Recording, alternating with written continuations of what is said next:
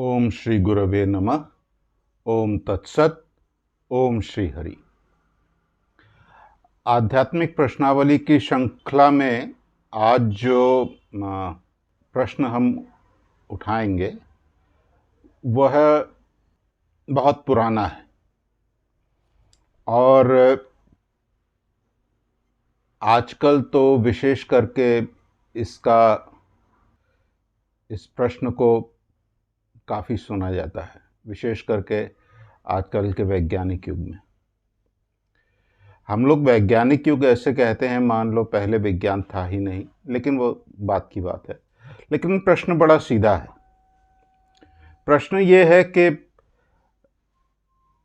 आप भगवान का नाम लेने के लिए कहते हैं, संत महात्मा लोग सभी कहते हैं कि भगवान का नाम लेना चाहिए, लेकिन सच तो ये है कि भगवान के अस्तित्व का कोई प्रमाण नहीं मिलता। अर्थात आधुनिक वैज्ञानिक युग में प्रमाण के अतिरिक्त तो कोई काम करता नहीं है, इसलिए भगवान के अस्तित्व का जब कोई प्रमाण नहीं मिलता तो भगवान में विश्वास कैसे किया जाए।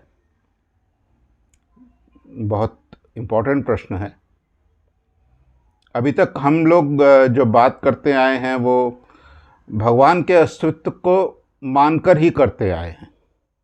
यह प्रश्न ही उठा ही नहीं कि भगवान है नहीं या भगवान है कि नहीं, यह प्रश्न अभी तक नहीं उठा। तो आज इस प्रश्न के बारे में थोड़ा सा विचार करते हैं।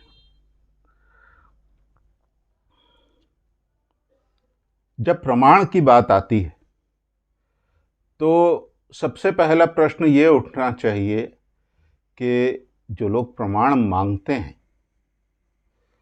वो प्रमाण के हिसाब से क्या ग्रहण करेंगे। माने क्या उनको प्रमाण दिया जाए जिससे उनका मन संतुष्ट होगा कि हाँ, हमें ये प्रमाण मिला है, इसका मतलब भगवान है। पहली बात तो ये। दूसरी बात ये है कि आप प्रमाण मांगते हैं, लेकिन आप क्या हर विषय में प्रमाण मांगकर ही काम करते हैं? अब विचार करके अगर देखें तो समझ में आता है कि पहले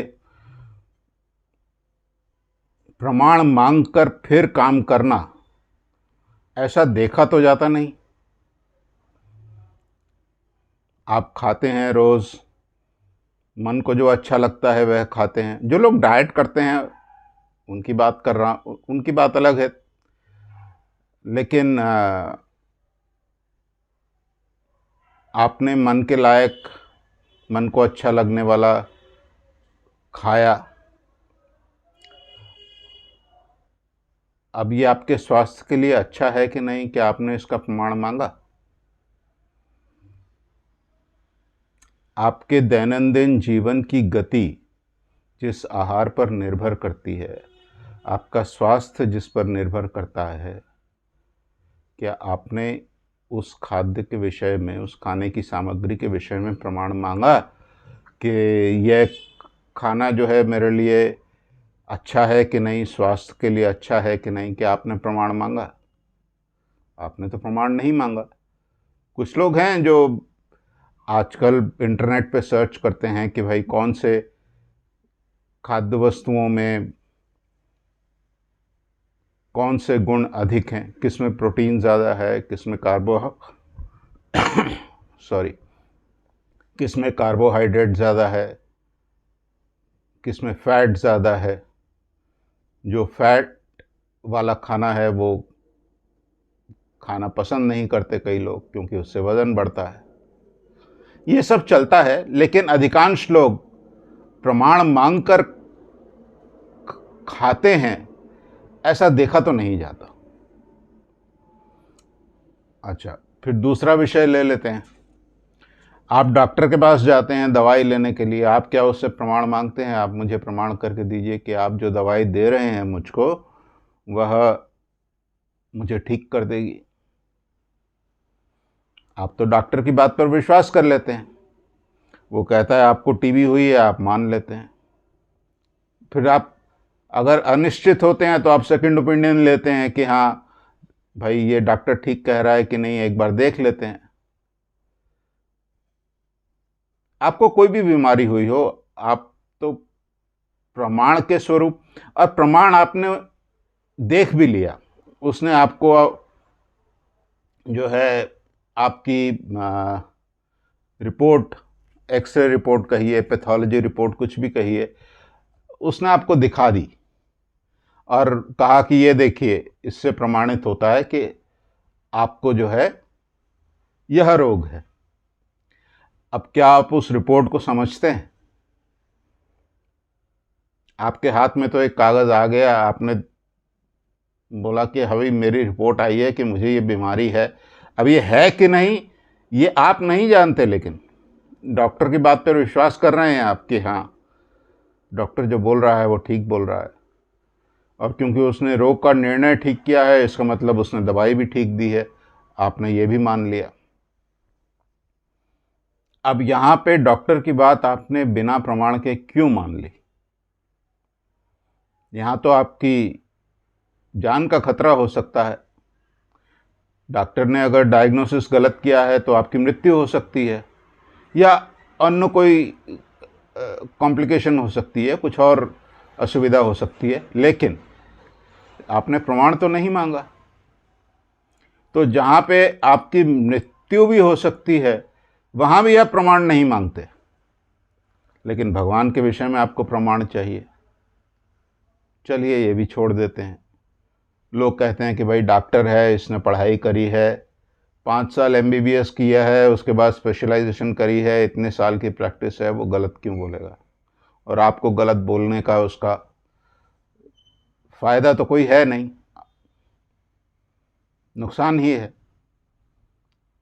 चलो फिर भी, लेकिन बात मन में रखिएगा कि प्रमाण नहीं मांगते आप। अच्छा, तीसरी बात, आप जो अपने अस्तित्व के बारे में सोचते हैं, जानते हैं कि मेरा नाम मान लीजिए श्याम त्रिवेदी है, आपके बर्थ सर्टिफिकेट पे, आपके पासपोर्ट पे, आपके राशन कार्ड पे, आपके आधार कार्ड पे, आपके पैन कार्ड पे, सब पर आपका नाम जो है लिखा है श्याम त्रिवेदी। अब आपके श्याम त्रिवेदी होने का प्रमाण क्या है? भाई, अगर किसी को अगर पहचाना जाता है उसके नाम से, तो उस नाम के 2 अंश होते हैं। एक फर्स्ट नेम, जो उस व्यक्ति का नाम होता है, और दूसरा होता है उसका सरनेम, टाइटल जिसे हम कहते हैं, उपाधि, उपाधि भी बोलते हैं। श्याम नाम के बहुत लोग हो सकते हैं, लेकिन श्याम त्रिवेदी कम होंगे। उसमें भी श्याम त्रिवेदी जो 1980 साल में 8 सितंबर को लखनऊ शहर के एक मोहल्ले में एक घर में जन्मा है, वह तो एक ही होगा। लेकिन तो भी कहने का मतलब है, आपका नाम ही सिर्फ आपको अस्तित्व प्रदान नहीं करता, उसके अलावा भी, उसके अतिरिक्त भी ये सारे फैक्टर्स हैं जो आपके अस्तित्व को प्रमाणित करते हैं या उसका साक्षी हो जाते हैं। श्याम त्रिवेदी नाम के 2 लोग हो ही सकते हैं, लेकिन दोनों ही लोग लखनऊ में मोहल्ले में एक ही घर में जन्मे होंगे, यह असंभव ही है। प्राय असंभव नहीं, असंभव ही है। तो अब सवाल यह है कि आपका अस्तित्व श्याम त्रिवेदी के हिसाब से आपके पिता के नाम पर निर्भर करता है। आपके पिता का नाम मान लीजिए गोविंद त्रिवेदी है। अब गोविंद त्रिवेदी का पुत्र श्याम त्रिवेदी, यह ठीक करता है कि आपका अस्तित्व किस आधार पर निर्भर करता है। आपका परिचय है ये श्याम त्रिवेदी। अब यहाँ पे मैं थोड़ी सी मार्मिक बात कहूँगा, जो थोड़ा सा सुनने में थोड़ी सी कटु और थोड़ा सा अप्रिय लग सकती है, लेकिन आपको कैसे पता कि आप अपने पिता के पुत्र हैं? शास्त्र कहता है कि माँ पिता की पहचान कराती है संतान को कि ये तुम्हारे पिता हैं। माता की पहचान कराने की आवश्यकता नहीं पड़ती, जिसने जन्म दिया है वो माता है, लेकिन पिता की पहचान माँ करवाती है। अब आपको अगर अपने विषय में, अपने परिचय के विषय में 100% श्योर होना है, तो आपको क्या करना पड़ेगा? आपको एक डीएनए टेस्ट करवाना पड़ेगा, जिससे ये प्रमाणित होगा कि आपके पिता वास्तव में ही आपके पिता हैं। इसके अतिरिक्त तो और कोई प्रमाण हो नहीं सकता। लेकिन जहाँ पे आपका अस्तित्व, आपका परिचय, आपका नाम इतना इम्पोर्टेंट है आपके लिए, आप उस विषय में तो कभी प्रमाण नहीं मांगते कि प्रमाण करके दीजिए कि मैं अपने पिता का पुत्र हूँ, या मुझे प्रमाण चाहिए कि मैं अपने पिता का पुत्र हूँ। अब ऐसा अगर है, ये मैं उदाहरण दे रहा हूँ कि प्रमाण मांगकर आप काम नहीं करते। अधिकांश जीवन जो है, यहां तक कि अपने अस्तित्व का जो प्रमाण है वो भी आप नहीं मांगते। इस तरह सैकड़ों विषय हैं। जब आप सीखते हैं स्कूल में, कुछ भी टीचर जब कुछ सिखाती है, आप तो प्रमाण नहीं मांगते कि भाई हमें प्रमाण करके दो कि 2+2=4। आप तो किसी विषय में प्रमाण नहीं मांगते। जो टीचर बोल देती है आप सुन लेते हैं, उसको नोट कर लेते हैं, उसको पढ़ लेते हैं, उसको याद कर लेते हैं या समझ लेते हैं और मान लेते हैं कि जो मैंने पढ़ा और समझा वह ठीक है। क्यों करते हैं ऐसा? क्योंकि कहीं ना कहीं मन में ये धारणा होती है कि जो मुझे पढ़ाया जा रहा है, जो मुझे बताया जा रहा है, उसके विषय में कई वैज्ञानिकों ने या कई व्यक्तियों ने पूर्व में बहुत शोध किया था, बहुत रिसर्च करी थी। उसके बाद हमें बताया कि यह विषय इस प्रकार का है, और उनकी शोध को आगे चल के बहुत से लोगों ने फिर उसका पुष्टिकरण किया कि हाँ, जैसा इन्होंने कहा है वास्तव में वैसा ही है। तो पहले शोध होती है, उसका पुष्टिकरण होता है, वैलिडेशन होती है जिसको हम कहते हैं। लेकिन आपने वो वैलिडेशन स्वयं नहीं करी, आप एक एजुकेटेड रीजनिंग लगाते हैं, उसमें युक्ति लगाते हैं कि हाँ, ऐसा लगता है कि ऐसा ही ठीक होगा। पृथ्वी सूर्य के चारों ओर घूमती है क्योंकि ऐसा प्रमाण किया गया है। देखने में ऐसा नहीं लगता, लेकिन ऐसा प्रमाण किया गया है, निश्चित रूप से प्रमाण किया गया है। इसमें अब कोई संदेह हो नहीं सकता कि पृथ्वी ही सूर्य के चारों ओर घूमती है, उल्टा नहीं है। सूर्य पृथ्वी का चक्कर नहीं लगाता। इसका मतलब यह है कि पूर्व में जिन्होंने अपने अपने विषयों में शोध किया, कुछ आविष्कार किया, कुछ नया ढूंढा, और बाद में लोगों ने, अन्य व्यक्तियों ने उसका पुष्टिकरण किया कि हाँ, वास्तव में ये ऐसा ही है, उसको ठीक मानकर आपने उस विषय को ग्रहण कर लिया। तो हमारे मुनि ऋषियों ने रिसर्च करके देखा कि हाँ, भगवान तो हैं, भगवान को प्राप्त भी किया जा सकता है, भगवान का दर्शन भी होता है, और इस विषय में बहुत से मुनि ऋषियों ने साधन भजन करके भगवान का दर्शन पाया है, आधुनिक युग में भी पाया है। अब आप खोजेंगे नहीं, आप प्रयास नहीं करेंगे इसको समझने का, जानने का, और बोल देंगे कि हाँ मुझे प्रमाण चाहिए कि भगवान है कि नहीं, आप मुझे प्रमाण करके। फिजिक्स की बात लेते हैं।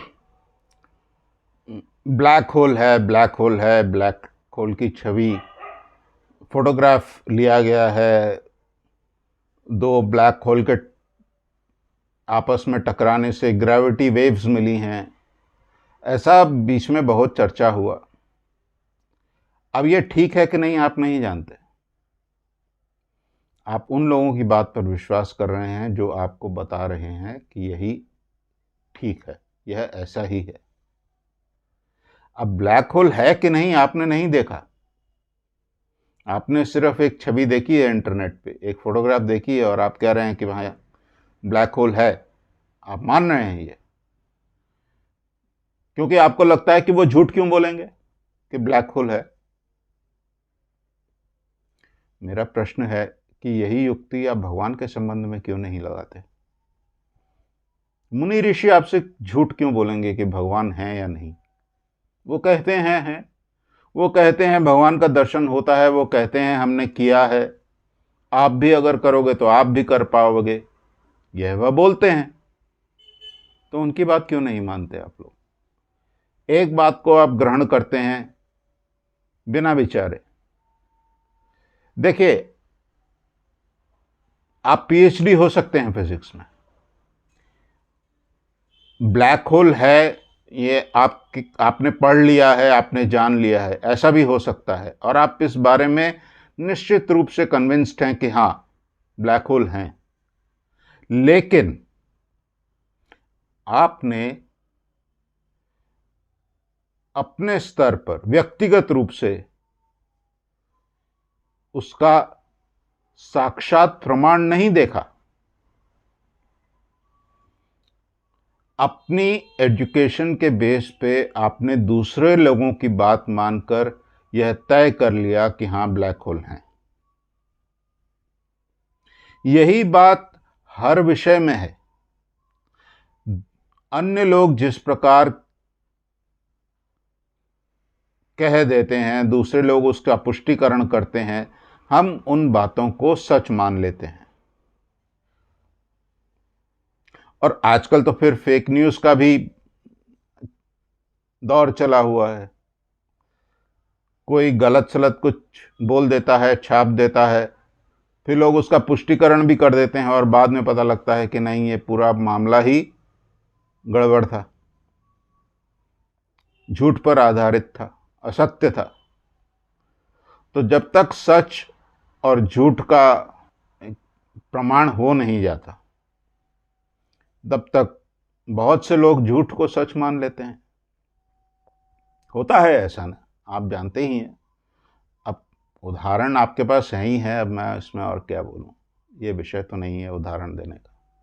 कहने का मतलब ये है, आपका जो प्रमाण मांगने का यह सिलेक्टिव अप्रोच है कि भगवान के विषय में तो मैं प्रमाण मांग लूंगा, लेकिन बाकी सब विषय जो हैं मुझे जैसे कहे जाएंगे मैं वैसा सच मान लूंगा।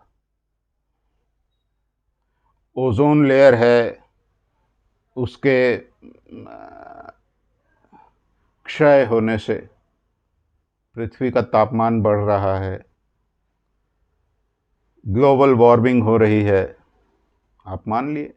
क्यों? सभी लोग ऐसा कहते हैं। भाई 99% लोग वैज्ञानिक या 96% वैज्ञानिक ऐसा कहते हैं, केवल 4% वैज्ञानिक कहते हैं कि नहीं ऐसी कोई बात नहीं है। मेरा सवाल यह है कि आप उन 4% लोगों की बात क्यों नहीं मानते।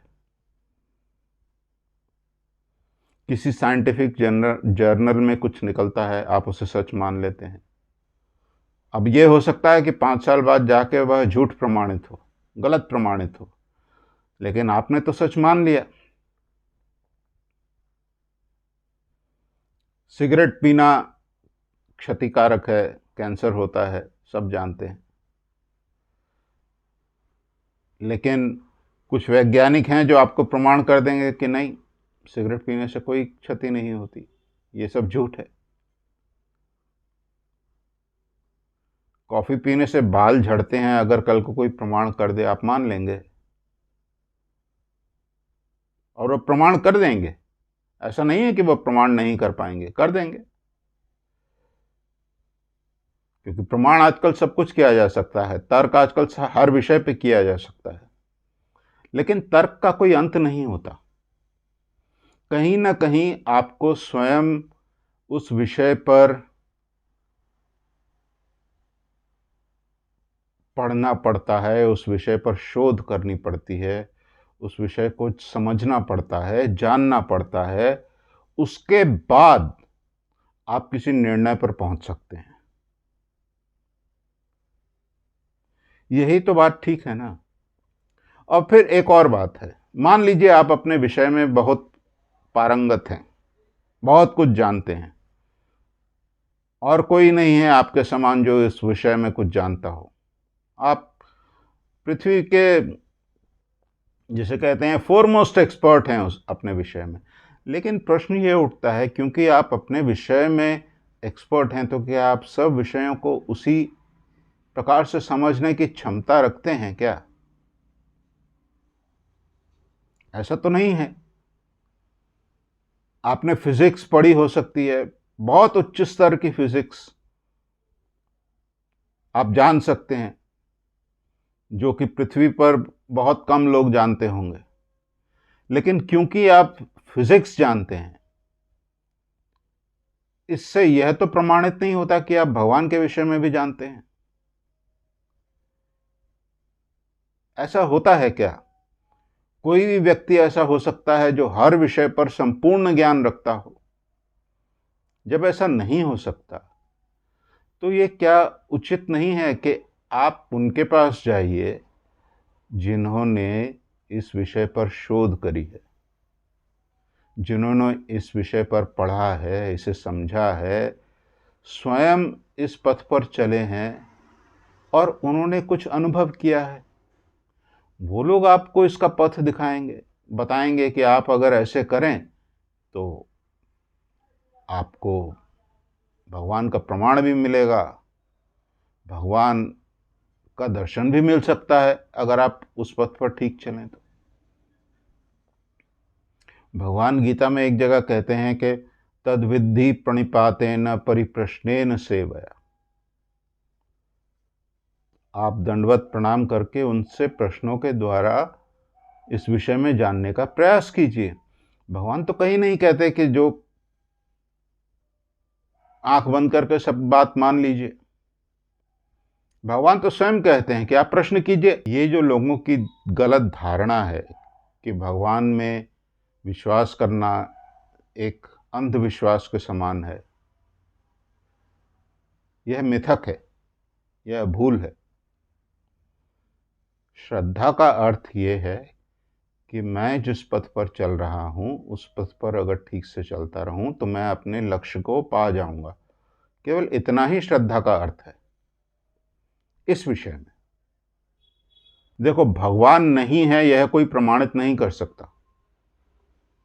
एक वर्ड है एथीस्ट, जिसको अंग्रेजी में कहा जाता है भगवान को ना मानने वाला, और एक है एग्नोस्टिक, जो इस विषय में अभी ठीक से निर्णय नहीं कर पाया कि भगवान है या नहीं है। असल में एथीस्ट कोई नहीं हो सकता, क्योंकि भगवान नहीं है ऐसा कोई प्रमाणित नहीं कर सकता। आप तर्क कर सकते हैं लेकिन प्रमाण नहीं कर सकते। इसलिए जो लोग भगवान को नहीं मानते उनको एथीस्ट ना कहकर एग्नोस्टिक कहा जाए तो ज्यादा उपयुक्त होगा। इसलिए कहने का अर्थ यह है कि भगवान के विषय में अगर आपको जानना है, समझना है, तो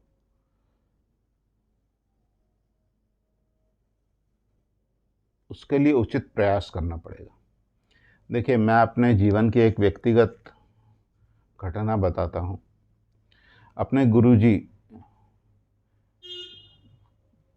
काठिया बाबा श्री श्री 108 स्वामी कृष्णदास जी महाराज, उनसे मंत्र लेने से पहले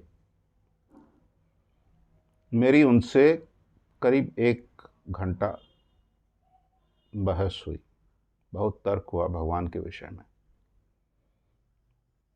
नास्तिक बुद्धि थी उस समय। लोगों को आज सुनकर थोड़ा आश्चर्य होता है, लेकिन ये बात सच है, नास्तिक बुद्धि थी। तो 1 घंटा बहस होने के बाद फिर उन्होंने कहा, देखो तुम्हें अगर इंजीनियर बनना है तो तुम्हें इंजीनियरिंग कॉलेज में दाखिला लेना पड़ेगा, तुम्हें अगर डॉक्टर बनना है तो मेडिकल कॉलेज में दाखिला लेना पड़ेगा। अब तुम इंजीनियरिंग कॉलेज में दाखिला लोगे नहीं, एडमिशन नहीं लोगे और कहोगे कि इंजीनियर तो हुआ नहीं जाता, कोई हो नहीं सकता।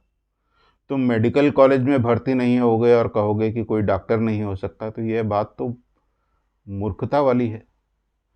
इसी तरह भगवान के विषय में अगर जानना है तो उस कॉलेज में भर्ती होना पड़ेगा जहाँ भगवान के विषय में बताया जाता है, समझाया जाता है, उनको पाने के लिए उपयुक्त साधन प्रणाली दी जाती है। तुम उस कॉलेज में भर्ती नहीं होगे और कहोगे कि भगवान नहीं है, भगवान को मैं नहीं मानता, भगवान को प्रमाणित नहीं किया जा सकता, तो ये तो मूर्खता है। अब मेरी तार्किक बुद्धि को उनका यह विचार कुछ ठीक लगा। इतनी देर की बहसबाजी में कोई निर्णय नहीं हो पाया था, लेकिन यह तर्क जब उन्होंने दिया, यह विचार जब उन्होंने रखा, तब मुझे लगा कि हाँ, बात तो ठीक कह रहे हैं। अभी तक तो मैंने स्वयं जानने की कोशिश नहीं करी है कि भगवान है कि नहीं है। दूसरों की बात पर विश्वास करके, अन्य लोग जो कहते हैं उनकी बातें मानकर मैंने भी मान लिया था कि हाँ, भगवान नहीं है, लेकिन मैंने स्वयं प्रयास नहीं किया भगवान को जानने का या यह प्रमाणित करने का कि भगवान है या नहीं है। उसके बाद उन्होंने मुझे कहा कि देखो, तुम मुझसे मंत्र लो और मैं जिस प्रकार कहता हूं उस प्रकार उसे जप करो। तुम 6 महीना ऐसा करो। अगर इन 6 महीनों में तुम्हें भगवान का प्रमाण नहीं मिलता तो तुम सब छोड़ देना और कहना कि मुझे कोई प्रमाण नहीं मिला कि भगवान है या नहीं, और तुम छोड़ देना सब। हम कुछ नहीं कहेंगे। मुझे ये बात भी उचित लगी। एक फ्रीडम है कि हाँ, मैं इस पथ को त्याग कर सकता हूं। फिर मन परिवर्तन हुआ, उनसे मंत्र लिया। अब आजकल तो बात और है। जो भी है, कहने का मतलब यह है कि यह आपको स्वयं जानने का प्रयास करना चाहिए। देखिए, इस विषय में तर्क बहुत किया जा सकता है। आप सुबह से शाम दिन रात तर्क करिए,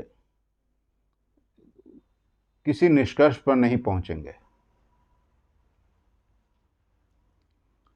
तर्क का अंत नहीं होगा। लेकिन आप प्रयास करिए स्वयं जानने का, और उसके बाद कहिए कि हाँ, हमने देखो ये किया, हमें कुछ नहीं मिला, अब इसलिए हम भगवान को नहीं मानते हैं, तो बात समझ में आती। इस विषय में और कितना कहा जाए, इतना ही यथेष्ट है। इससे संबंधित 2-3 प्रश्न और हैं जो हम इस आध्यात्मिक प्रश्नावली की श्रृंखला में फिर बाद में उन पर चर्चा करेंगे। आज यहीं समाप्त करते हैं। ओम श्री गुरवे नमः। ओम तत्सत। ओम श्री हरि।